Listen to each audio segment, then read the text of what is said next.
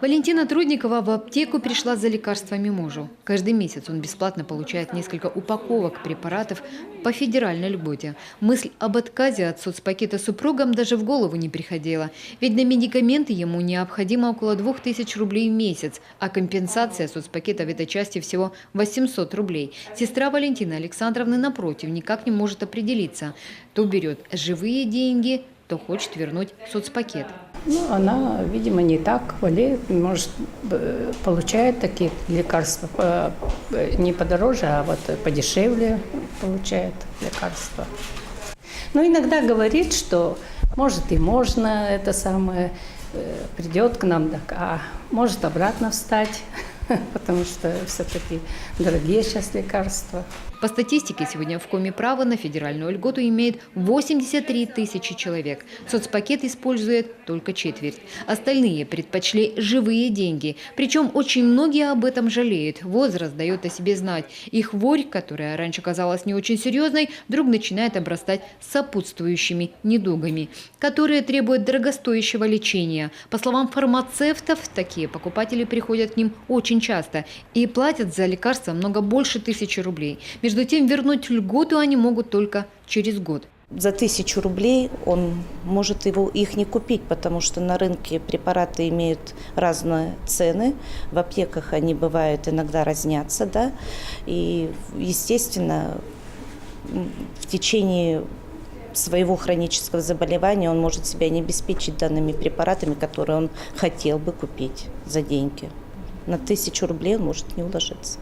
Причины отказа в основном одни и те же. Или препараты, которые получает льготник, стоят меньше, чем соцпакет, или людей не устраивает, что нужное лекарство не всегда есть в наличии, или медики выписывают аналоги, которые, по мнению пациента, ему не подходят. Если действительно это непереносимость, необходимо другое, значит мы обязаны это сделать.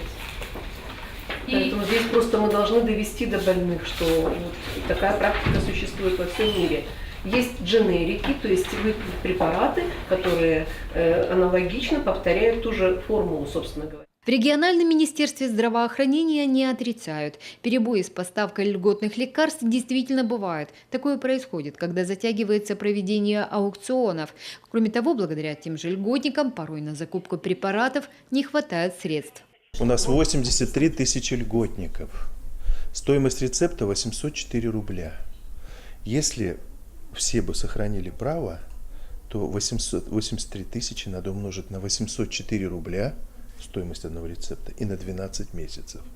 И мы получили сумму где-то порядка 750 миллионов денег из федерального бюджета на обеспечение федеральных льготников. Сегодня мы получаем деньги 26 тысяч умножить на 804 рубля и на 12 месяцев. Это 335 миллионов. Разницу чувствуете, да? 400 миллионов мы не дополучаем денег. Потребность, которую мы собрали по федеральной льготе, превышает выделяемые средства в 2 раза. По словам Владимира Крещика, сегодня люди, которые имеют право и на федеральное, и на региональное льготное лекарственное обеспечение, идут на хитрость. Отказывается от федерального соцпакета, получает деньги, а бесплатные медикаменты получает по региональной льготе, увеличивая тем самым нагрузку на бюджет республики. Впрочем, главная причина не отказываться от соцпакета – это забота о собственном здоровье. Недуги часто приходят внезапно. Если уж болезнь случилась, лучше встречать ее во всеоружии, не думая о том, сколько денег потребуется на таблетки. Елена Кононова, Павел Фетисов, Василий Янин, телеканал Юрган.